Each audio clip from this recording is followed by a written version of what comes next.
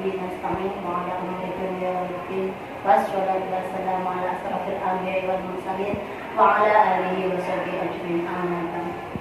Kepada yang terhormat Bu Eli Ulfiandi selaku pengurus TPA KB Anak Cerdas MNU Jepara, kepada yang terhormat Ibu Juliana Lisa Andriani selaku pengacara, kepada yang terhormat ibu-ibu peserta tamu undangan yang kami hormati.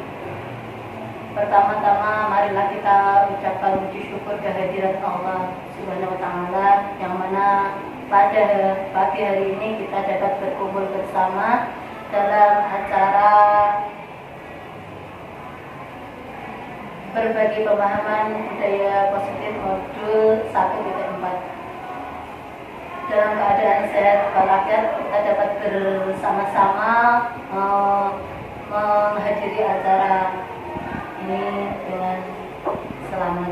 Saya sebagai pembawa acara akan membacakan susunan acara pada pagi hari ini. Yang pertama, susunan pertama pembukaan, susunan acara yang kedua sambutan, susunan acara ketiga kegiatan, acara yang keempat berbagi pengalaman, serta yang kelima penutup. Menginjak acara yang pertama, marilah kita menginjak acara yang pertama pembukaan. Marilah kita buka acara pada pagi hari ini dengan bacaan surat Al-Fatihah. Al-Hadiniya Al-Fatihah. A'udzubillahi minasyaitonir rajim. Bismillahirrahmanirrahim. Alhamdulillahirabbil alamin. Arrahmanirrahim. Maliki yaumiddin. Iyyaka na'budu wa iyyaka nasta'in. Ihdinas siratal mustaqim.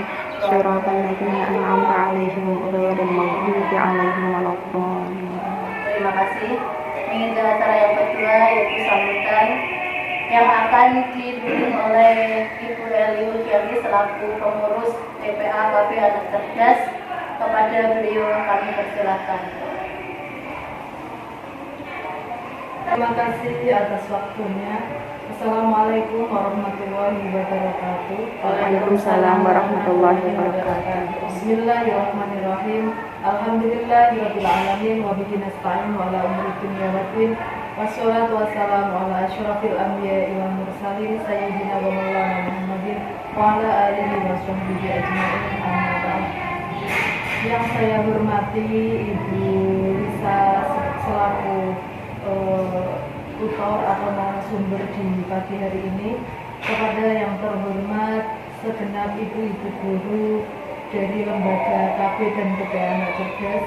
Pertama-tama marilah kita panjatkan puji syukur kehadirat Allah Subhanahu wa taala yang mana di pagi hari ini kita dapat berkumpul dalam keadaan sehat walafiat tanpa ada halangan suatu apapun. Kedua kalinya sholawat beserta salam tak lupa senantiasa kita haturkan kepada junjungan kita Nabi Agung Muhammad Sallallahu Alaihi Wasallam yang senantiasa kita menantikan syafaatnya di hari kiamat nanti. Amin Allahumma. Di sini saya selaku pengurus dari kelompok bermain beserta TPA Anak Cerdas sangat mengapresiasi sekali dengan adanya pelatihan atau berbagi ilmu antara teman kita Ibu Lisa Andriani tentang pemahaman budaya positif.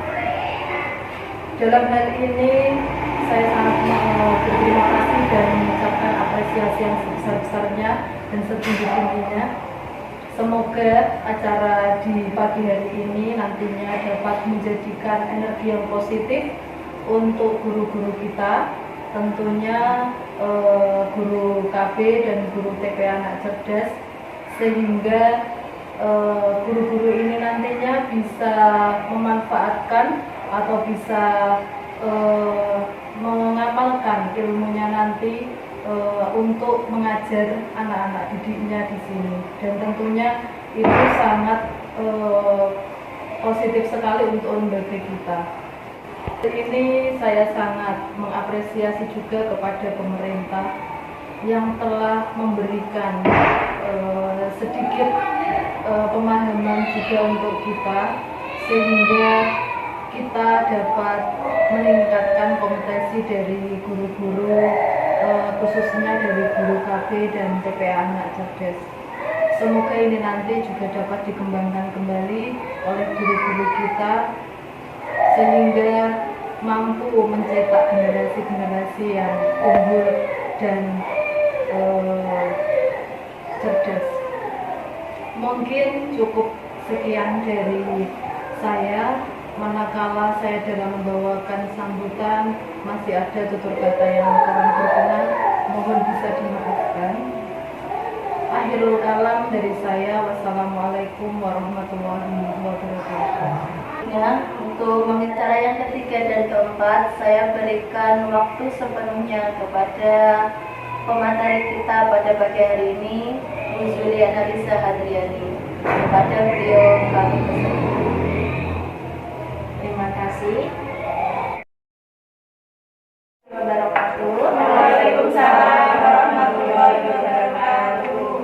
Sebelumnya terima kasih kepada teman-teman semua atas kehadirannya pada hari ini, Minggu 4 September 2022. Hari ini kami akan berbagi pemahaman budaya positif modul 1.4 untuk memenuhi tugas saya dalam rangka PGP Angkatan 5, yaitu berbagi pemahaman positif modul 1.4 bersama guru TPA dan KB Anak Cerdas kami. Sebelum itu kita mau ice breaking dulu ya.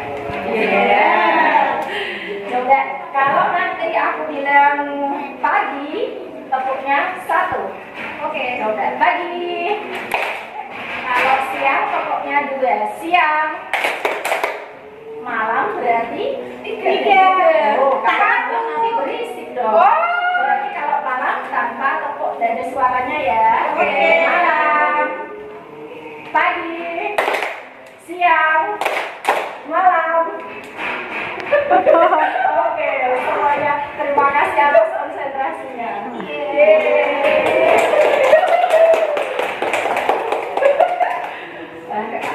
Baik, untuk menyingkat waktu, mari kita lanjutkan sesi berbagi pada hari ini. Pun sebelum kita masuk ke materi ya, ini terlebih dahulu kita belajar tentang perubahan paradigma. Bagaimana perubahan paradigma itu kita umpamakan seperti kegiatan kita buat permainan ya Bun, seperti kegiatan kepalan tangan ya. Jadi mari kita coba melakukan permainan ya. Seperti misalnya Anda dan teman sebelah Anda ya. Sobeklah secari kertas misalnya, kaca kertas kecil itu tuliskan benda atau sesuatu yang sangat berharga untuk Anda. Ya, letakkan di salah satu tangan dan genggam sesuatu tangan tersebut dengan segala daya. Buatlah sebuah kepalan tangan. Teman Anda sebelah Anda akan mencoba dengan sekuat tenaga dengan berbagai cara untuk meminta Anda memberikan benda tersebut.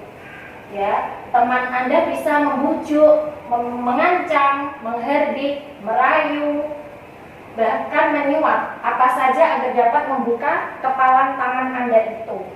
Ya, teman Anda sangat berusaha pengen mengetahui apa isinya, pengen mencoba merayu dengan segala cara. Ya, apa yang akan terjadi? Ternyata perubahan paradigma itu kita umpamakan itu adalah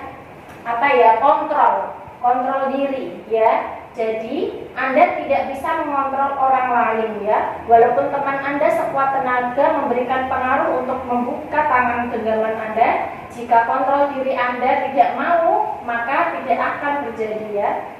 Itu sebetulnya adalah paradigma perubahan dari dalam diri ya. Untuk kontrol Anda bisa mengontrol orang, Anda tidak bisa mengontrol orang lain. Hanya Anda yang bisa mengontrol diri Anda sendiri. Gitu. Oke. Maka itu perubahan harus terjadi dari dalam diri kita sendiri. Ya, untuk selanjutnya kita akan membahas budaya positif ya. Pengertiannya. Budaya positif merupakan perwujudan dari nilai-nilai atau keyakinan universal yang diterapkan di sekolah. Budaya positif diawali dengan perubahan paradigma tentang teori kontrol. Selama ini, barangkali kita sebagai guru merasa berkewajiban mengontrol perilaku siswa agar memiliki perilaku sesuai yang guru harapkan. Budaya positif perlu diterapkan agar murid dapat belajar dengan aman dan nyaman di sekolah. Positif itu yang pertama yaitu penerapan disiplin positif dan nilai kebajikan universal. Yang kedua, teori motivasi, hukuman, dan penghargaan. Yang ketiga, praktik keyakinan kelas. Keempat, pemenuhan dasar kebutuhan dasar manusia dan dunia berkualitas. 5. Memahami 5 posisi kontrol. Yang keenam, praktik segitiga konrestitusi.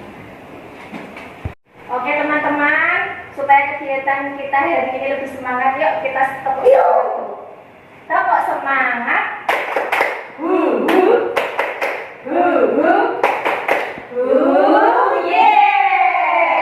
Mari kita bahas satu persatu tentang 6 konsep tadi. Yang pertama yaitu penerapan disiplin positif dan nilai kebajikan universal. Disiplin positif adalah proses pembelajaran. Disiplin positif merupakan pendekatan mendidik anak untuk melakukan kontrol diri dan pembentukan kepercayaan diri. Disiplin berbeda sama sekali dengan hukuman, meskipun disiplin sering diterapkan dengan menggunakan teknik hukuman.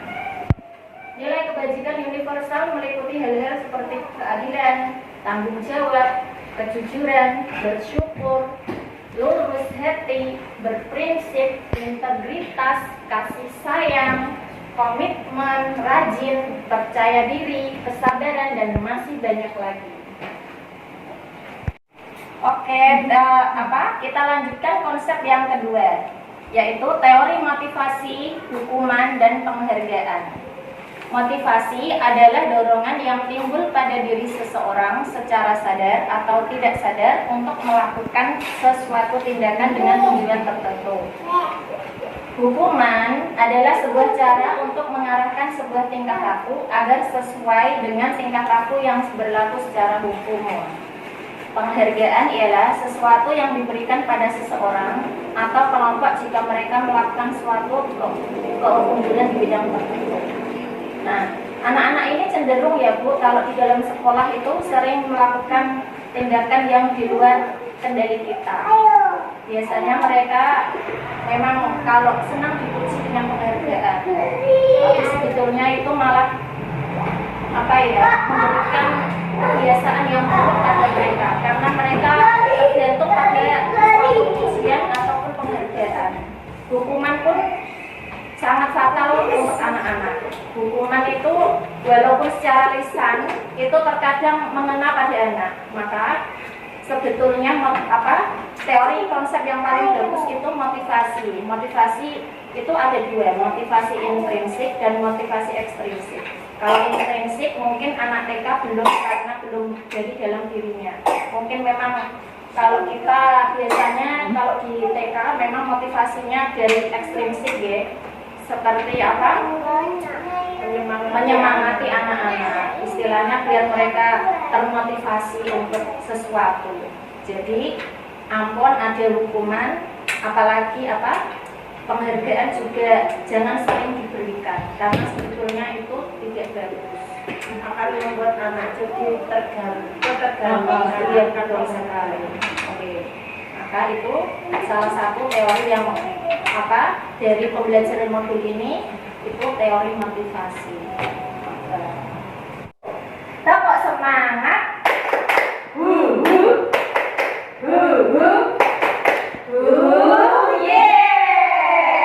Konsep yang ketiga yakni praktik keyakinan kelas. Keyakinan kelas sendiri merupakan sesuatu yang dapat diterapkan di lingkungan kelas tersebut. Pembuatan keyakinan kelas melibatkan semua warga kelas, yaitu guru dan murid. Keyakinan kelas dibuat untuk disepakati dan dilaksanakan semua warga kelas.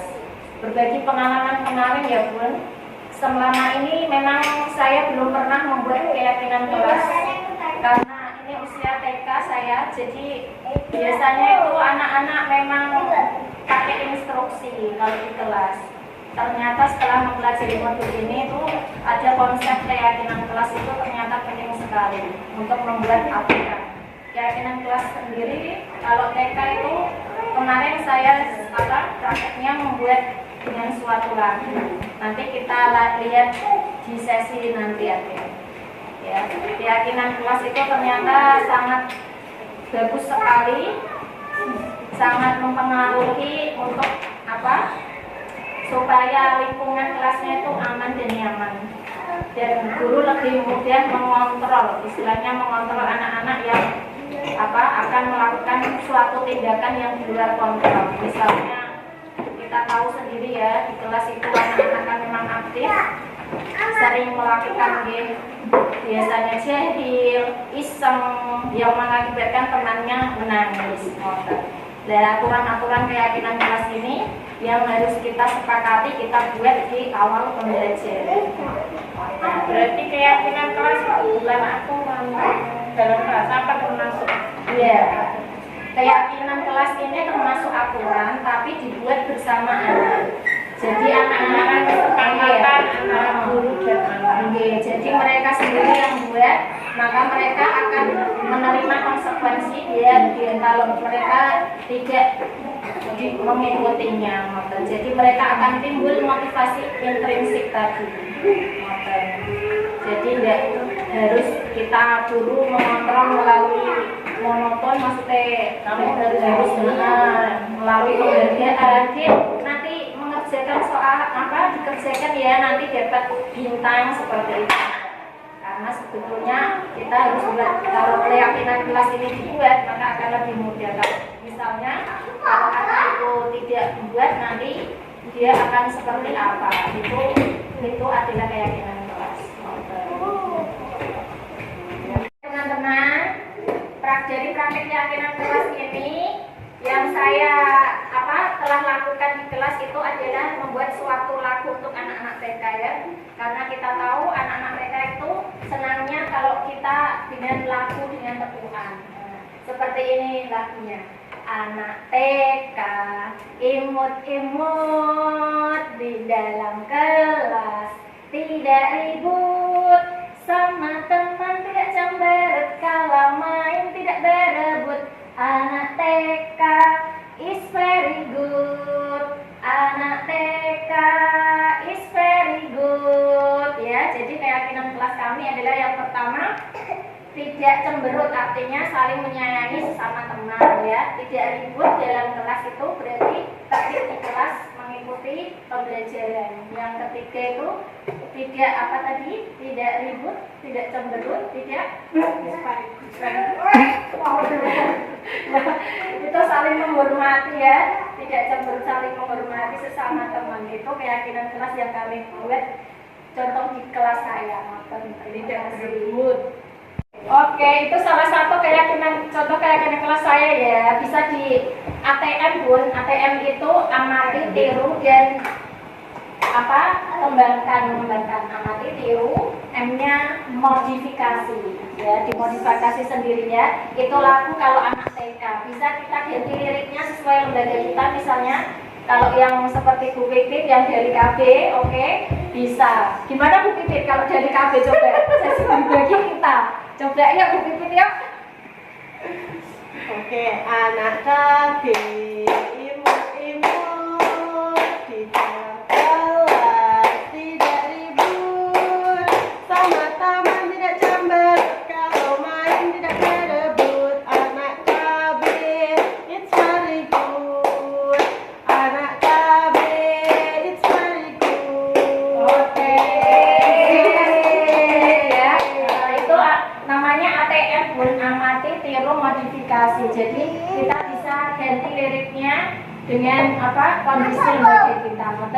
Jadi tidak hanya lagu, boleh dengan gambar. Keyakinan kelas kita bisa dengan kalau dengan kalimat tulisan, mungkin anak kan susah memahami ya Bu, karena usia kita belum membaca lancar. Makanya kita buatkan poster, gambar, ataupun dengan nyanyian dan tepukan tadi.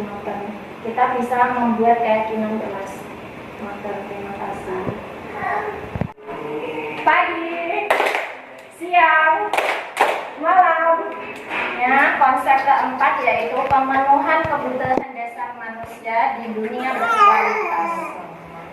Dunia berkualitas yaitu hidup yang berkualitas adalah kehidupan yang diinginkan oleh banyak orang dan perlu usaha untuk mewujudkannya. Cara untuk dapat mencapai hal tersebut adalah dengan memenuhi 5 kebutuhan dasar manusia. Apa saja itu 5 kebutuhan dasar manusia yang harus dipenuhi? Di antaranya yang pertama yaitu kebutuhan bertahan hidup, 2 cinta dan kasih sayang, 3 kebebasan, 4 kesenangan, serta 5 penguasaan. Kebutuhan bertahan hidup itu kebutuhan yang sangat pokok ya Bun. Ini kebutuhan seperti sandang, pangan, dan pakan itu masuk kebutuhan bertahan hidup. Sedangkan cinta dan kasih sayang itu adalah kebutuhan yang harus diterima. Seseorang untuk merasa diterima. Kita tahu sendiri ya, sekarang kan ada banyak kasus. Biasanya anak yang tidak diharapkan, anak yang di luar nikah misalnya, mereka jadi tidak diterima keluarganya, maka perlakuan orang tua itu jadi cenderung mengabaikan. Maka ini perlu juga kebutuhan cinta dan kasih sayang itu anak merasa diterima oleh keluarganya, diterima di lingkungannya. Itu merupakan suatu kebutuhan. Yang ketiga, kebebasan di sini itu kebebasan yang merdeka.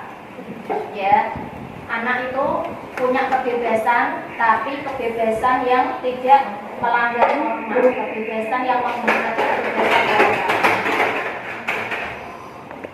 Yang keempat adalah kesenangan. Kesenangan di sini anak-anak kalau bisa mengikuti kegiatan itu yang mereka fun, yang mereka senangi, agar kebutuhan mereka. Kalau kita merasa tidak senang, pasti kebutuhan kita akan merasa gimana ya? Kalau kesenangan yang tidak terpenuhi kan kita jadi merasa jengkel, merasa jenuh, kerjaan tidak enak. Nah, kalau kegiatannya kita senang, maka semuanya akan terasa ringan. Yang kelima itu penguasaan, kebutuhan penguasaan. Kita tahu sendiri kalau kita tidak menguasai sesuatu tapi kita dituntut untuk itu, pasti kita tidak terbebani sekali, jadi tidak enjoy. Maka kita harusnya memberikan anak itu penguasaannya dulu. Misalnya anak bisa ini, baru tahap, misalnya baru tahap bisa melipat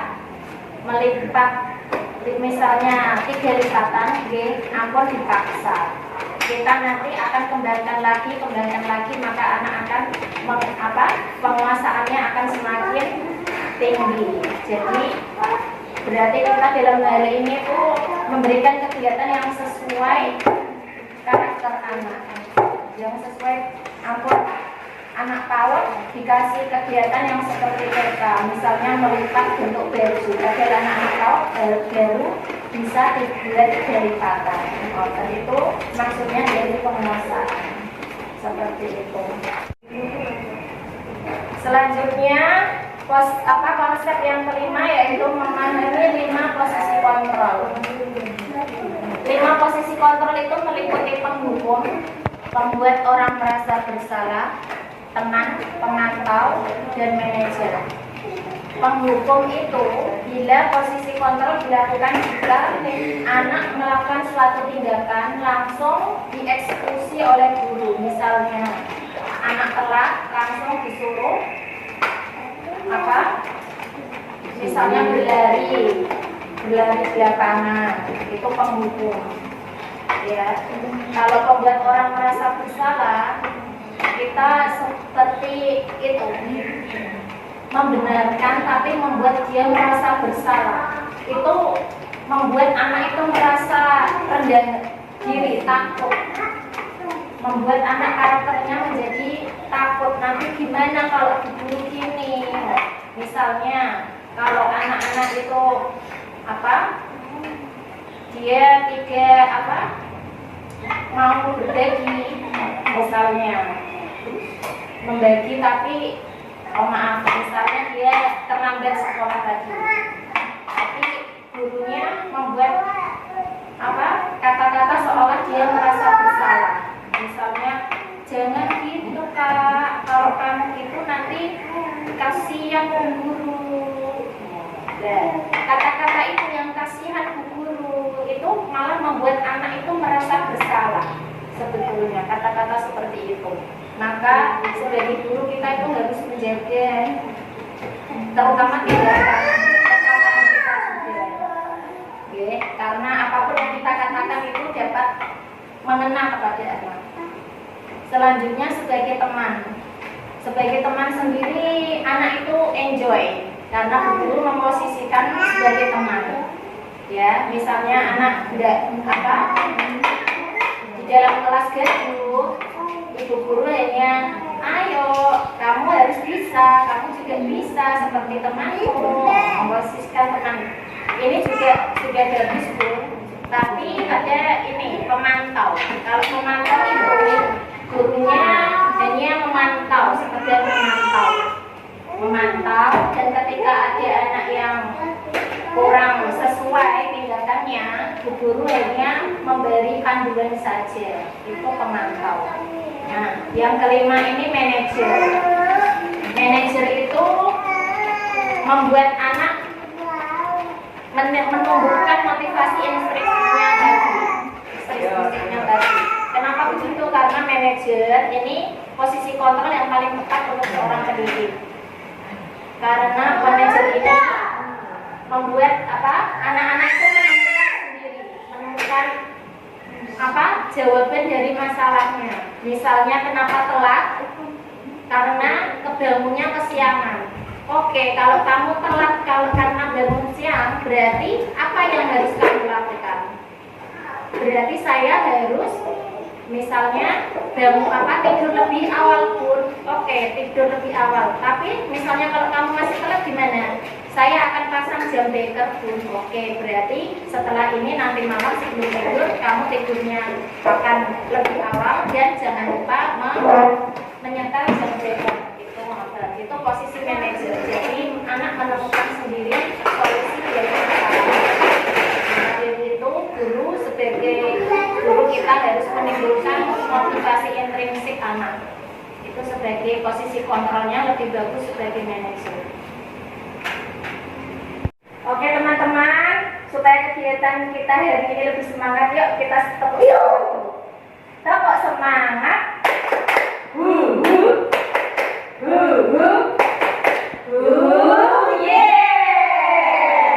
Yang keenam ini adalah konsep dari praktik segitiga restitusi.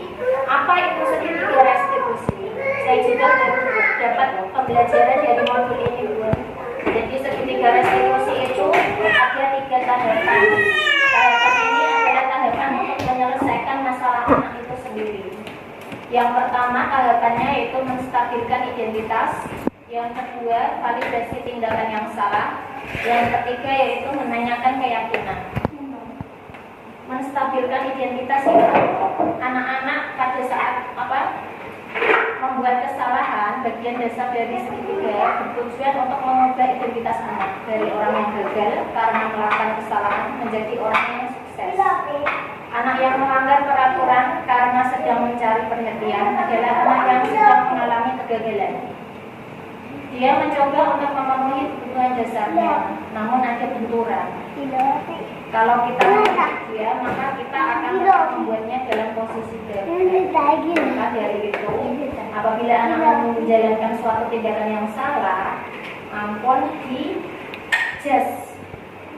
Jadi itu bukan salah. Misalnya anak itu merebut mainan. Misalnya menstabilkan identitas. Menstabilkan identitas di sini dulu bisa boleh dia merebut mainan, tapi itu kalau milikmu, itu menstabilkan dulu. Tapi ini bukan milik ini milikmu, enggak. Berarti ini kan milik sekolah. Berarti tandanya boleh direbut. Nanti anak sendiri yang menjawab. Tapi biasanya kalau anak kecil kan, tapi aku mau main itu, Bun.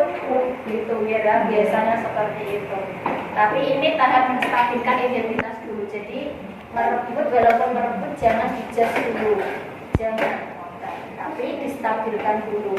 Kenapa kamu merebut? Apa yang kamu inginkan? Yang kedua itu validasi tindakan yang salah. Setiap tindakan kita lakukan dengan sesuatu tujuan, yaitu memenuhi kebutuhan dasar. Kalau kita memenuhi kebutuhan dasar, apa yang kita akan bisa menemukan cara-cara paling efektif untuk memenuhi kebutuhan tersebut. Dari menstabilkan identitas tadi, setelah anak mengetahui merebut itu tapi validasi tindakannya yang salah bagaimana? Berarti kalau merebut ini punya enggak? Kenapa kamu merebut? Berarti anak ini punya guru, punya sekolah, berarti mainnya harus bersama.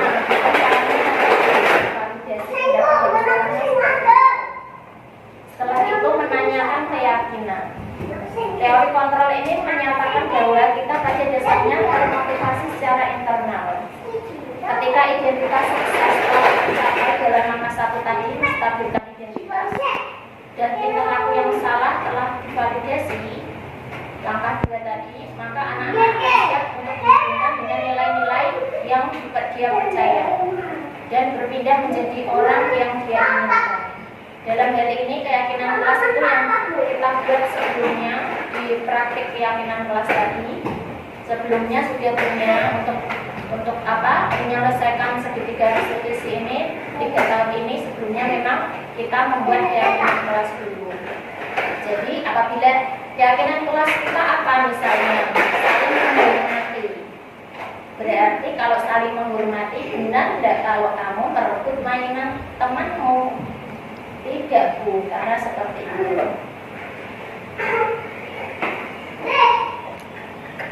Ya, ini menanyakan keyakinan. Jadi anak akan mengetahui apa? Memberi motivasi intrinsik dari diri mereka sendiri tanpa diatur, tanpa kita memaksa, tanpa kita mendukung maupun tanpa mendukung. Dalam menyelesaikan masalah melalui segitiga restitusi, diharapkan murid dapat kembali ke kelompoknya dengan karakter yang semakin kuat. Dalam hal ini, apabila tadi dia belum bisa menghormati temannya dengan merebut mainan, dengan tahap ini biasanya anak-anak akan lebih dia pernah mengingat, aku kemarin merebut itu salah.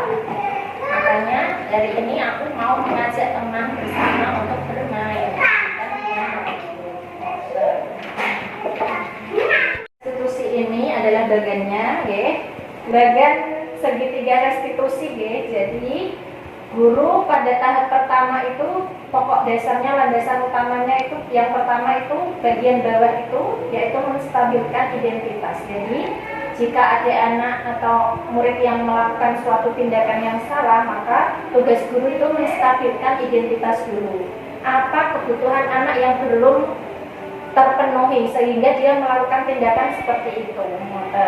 Yang untuk selanjutnya tahap kedua yaitu validasi tindakan yang salah tadi, ya. Jadi dari kebutuhan yang belum tercapai itu belum terpenuhi, kita tindakan yang dilakukan anak itu kita validasi. Berarti tindakan itu belum sesuai aturan, maka kita harus meluruskan, menuntun mereka untuk memahami kesalahan itu, ya. Untuk selanjutnya ke tahap 3 yaitu menanyakan keyakinan. Keyakinan ini adalah dari tahap sebelumnya, keyakinan kelas yang telah kita buat dan kita sepakati bersama dengan anak-anak. Jadi menanyakan kembali keyakinan kelas apa yang ada yang diyakini di kelas. Karena anak bisa menyebutkan misalnya menghormati orang lain, maka anak-anak berarti dari tahap pertama menstabilkan identitas dan kedua validasi tindakannya salah, anak menemukan solusinya untuk berarti tindakanku tadi belum benar dan mau membetulkannya sehingga dia akan kembali kepada kelompoknya dengan karakter yang lebih kuat. Terima kasih. Yuk kita topok semangat lagi ya. Masih semangat? Mari. Alhamdulillah. Topok semangat baru. Semangat.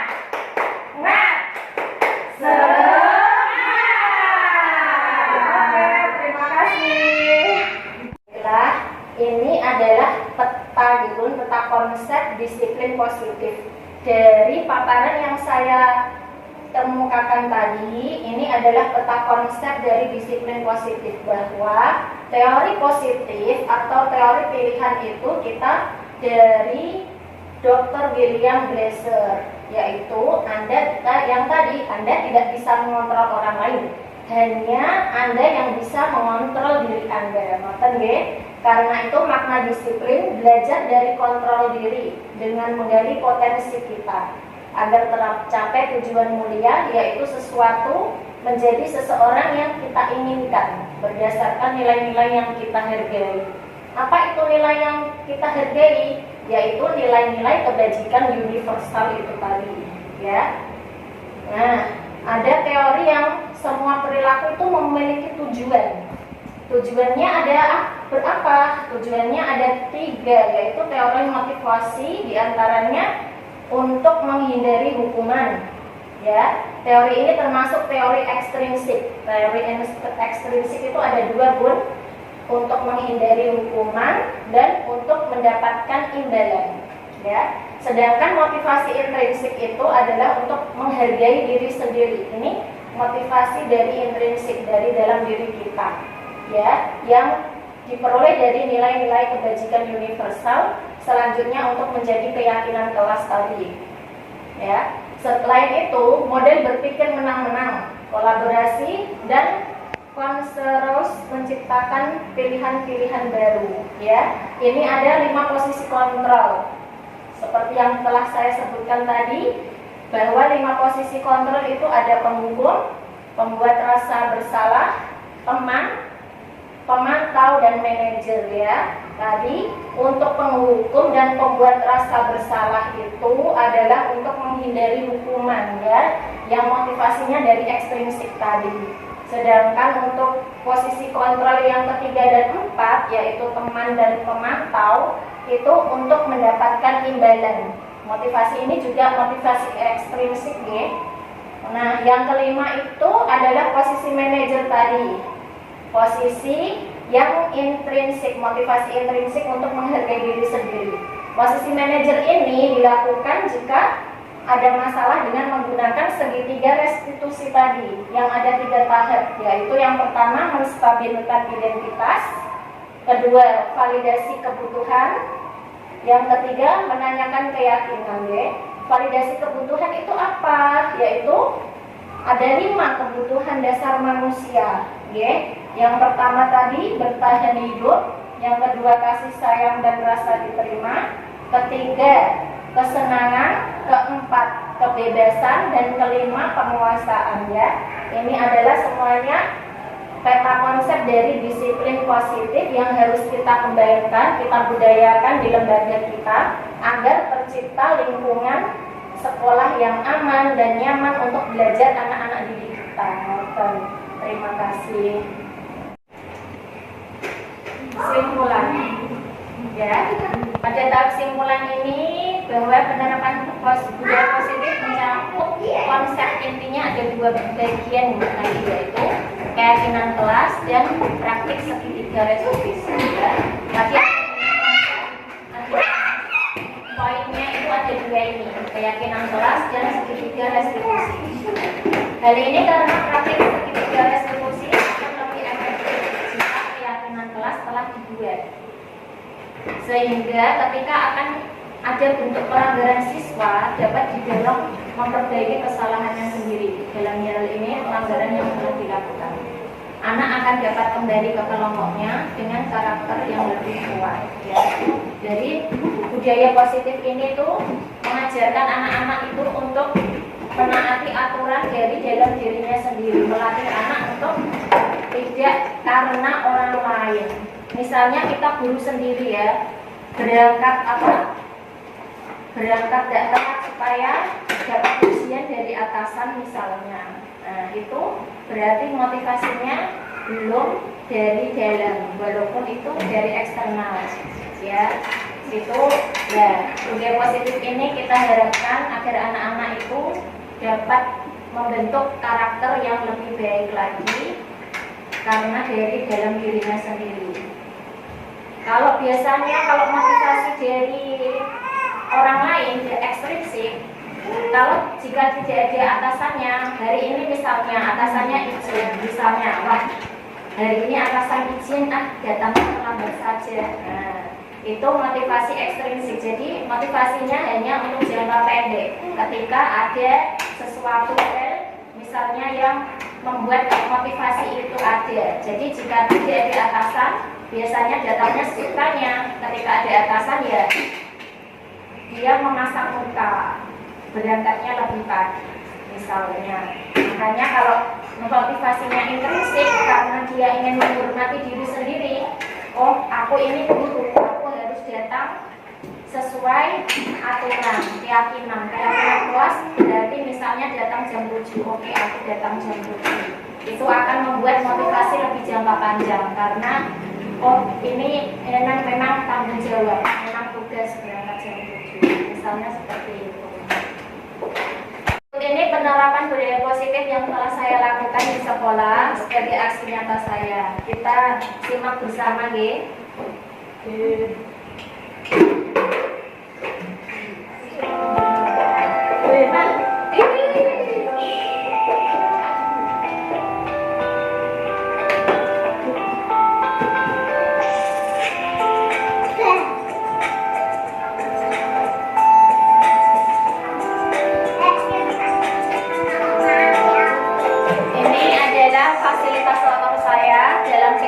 Bapak Nurdin, dan ini pengajar praktik saya Bapak Muhammad Yusuf dari KP Asyahid Samaan.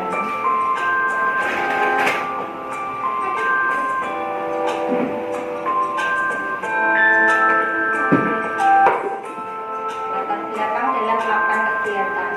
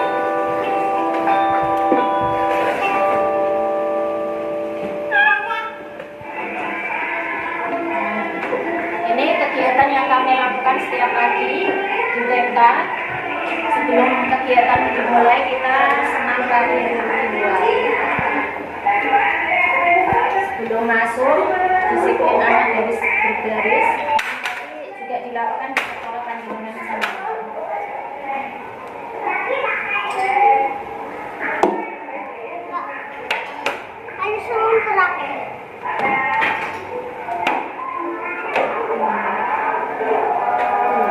duha ini memang tidak setiap hari kami bisa lakukan karena kegiatan-kegiatan kami lakukan di hari Jumat. Jadi satu minggu sekali.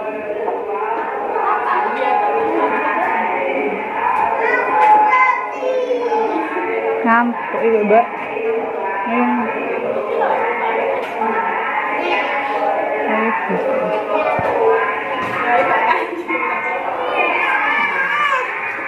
Ini doa dan asmaul husna sebelum kegiatan dimulai.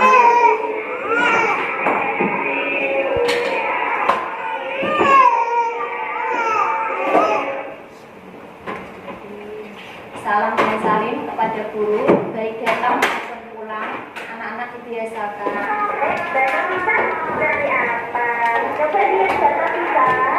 Ini kebiasaan membuang sampah pada tempatnya. Jadi walaupun anak melihat sampah bukan sampahnya sendiri, maka dia akan bertanggung jawab. Walaupun biasanya kan itu tidak sampah kubur, itu sampah anakku. Walaupun itu sampah, saat dia melihat sampah tetap dibuang. Di sisi kontrol, baiknya sebagai manajer jawab dulu menimbulkan motivasi intrinsiknya.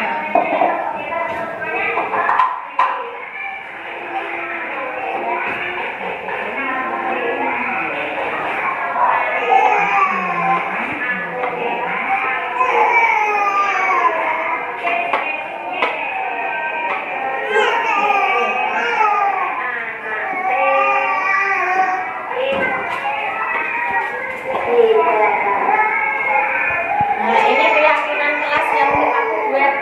Jadi anak TK tidak bisa membuat sendiri keyakinan kelasnya, tapi kita pandu dengan lagu. Biasanya seperti itu.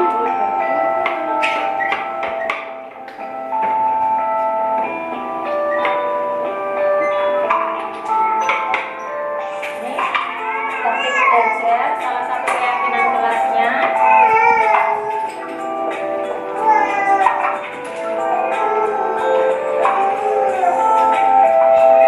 Saling menghormati apapun itu dalam bermain bersama.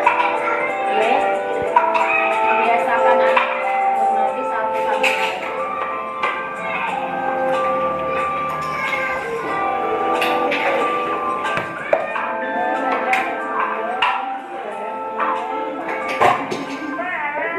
Nah, ini dia pun ketiga institusinya.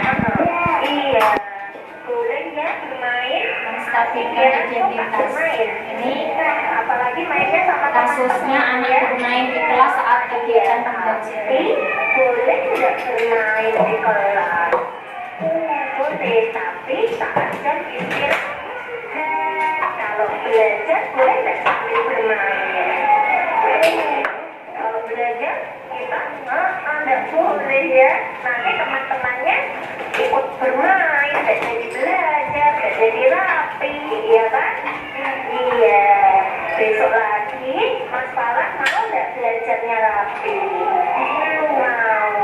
Jadi kalau bermain nanti kalau sudah istirahat, waktunya istirahat bermain. Kalau belajar yang rapi, ya kan? Iya. Jadi mau jadi anak soleh. Anak menemukan jawaban dari masalahnya sendiri ketika dia belajarnya tidak sambil bermain di kelas. Masalah. Coba nyanyikan keyakinan kelas kita dengan lagunya anak TK.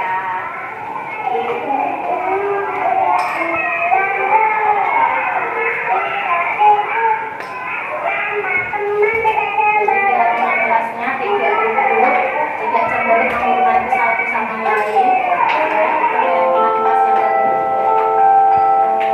Ini sharing-sharing yang kami lakukan di lembaga dengan teman sejawat koordinasi dengan kepala sekolah.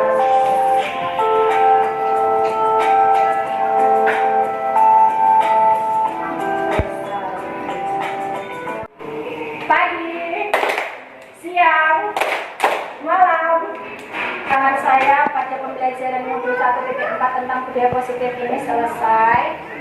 Untuk kritik dan sarannya yang membangun untuk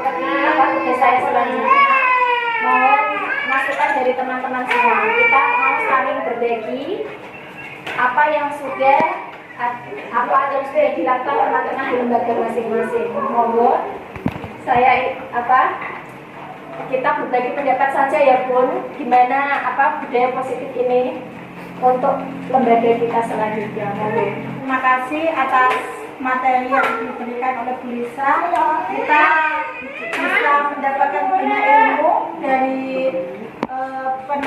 konsep penerapan budaya positif, karena selama ini kita hanya bergerak dan melakukan tanpa mengetahui konsep yang sebenarnya. Jadi dengan materi yang kita dapat hari ini, alhamdulillah bisa menambah ilmu kita, dan insya Allah sedikit banyak nanti kita belajar menerapkan satu persatu. Terima kasih.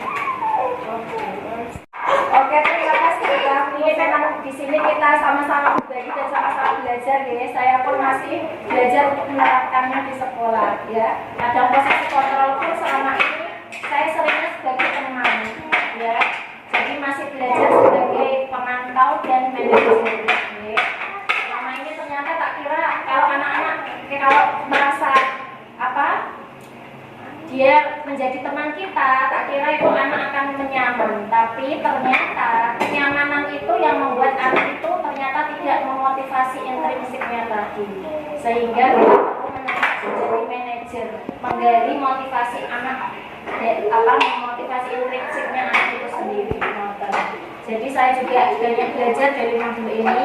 Karena selama ini saya memang kalau menghadapi anak, dia memang posisi kontrolnya sebagai rumah. Saya begitu, ya. Jadi masih terus belajar untuk menjadi guru yang lebih baik. Oke, selanjutnya ada teman lagi yang mau berbagi? Monggo. Terima kasih Bu Lisa atas materi yang disampaikan tadi. Saya di sekolah juga seperti Bu Taufik tadi yang disampaikan, biasanya ketika anak melakukan sesuatu kesalahan atau sesuatu yang tidak kita inginkan, biasanya kita langsung menegur langsung. Ayo jangan begitu Kak, ayo jangan begitu. Nanti ketika misalnya mengerjakan kelas, mengerjakan kegiatan, malah anak tidak mau mengerjakan, malah main sendiri, kita kan langsung, ayo Kak, langsung disuruh melakukan kegiatan, nanti ketinggalan sama teman-teman. Bagi guru kita tidak mencari solusi dengan segitiga restitusi tadi. Misalnya tadi tidak ditanyain kenapa anak melakukan seperti ini, langsung disuruh ayo biar cepat selesai, misalnya seperti itu. Dengan adanya Bu Lisa memberikan seminar atau materi tentang ini, insya Allah nanti saya akan melaksanakan materi yang disampaikan Bu Lisa pada siang hari ini. Terima kasih ya Bu Lisa atas ilmunya, sangat bermanfaat sekali. Oke, sama-sama Bu, saya juga intinya saling berbagi dalam sesi ini. Saya juga kalau ada tindakan yang salah, anak-anak juga belum melakukan segitiga restitusi yang masih belajar ya. Saya juga baru dapat ilmu di sini. Biasanya memang kita langsung langsung yang ketiga, yang kedua yaitu validasi tindakan yang salah tanpa menstabilkan identitas itu. Kita seringnya menjudge supaya lebih cepat bahwa anak-anak itu bukan ngertos tidak mengetahui tindakannya itu salah. Terima kasih sekali tanggapannya. Enggak tahu kok semangat.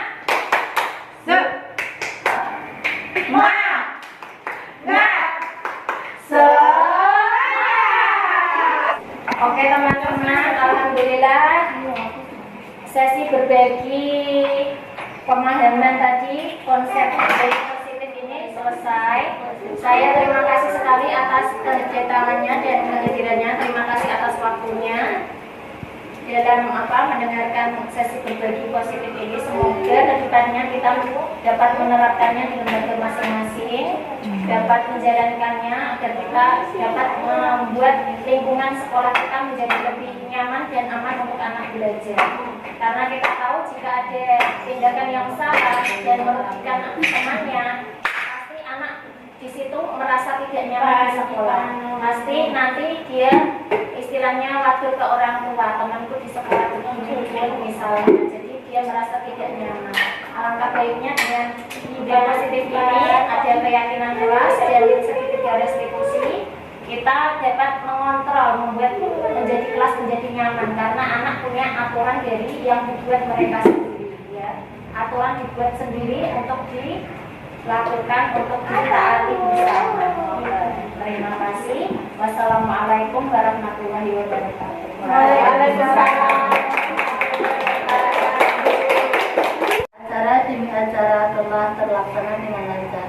Marilah kita tutup acara pada pagi hari ini dengan bacaan wal asri. Mari kami hendakkan wal asri. Bismillahirrahmanirrahim. wal asri innal insana lafi khusrin illa alladziina aamanu wa 'amilus sholihati wa tawassaw bil haqqi wa tawassaw bis sabr. Demikian dari saya. Apabila ada tutur kata yang kurang berkenan dan kurang Enak didengar. enak, wassalamualaikum warahmatullahi wabarakatuh. Waalaikumsalam warahmatullahi Warahmatullahi wabarakatuh.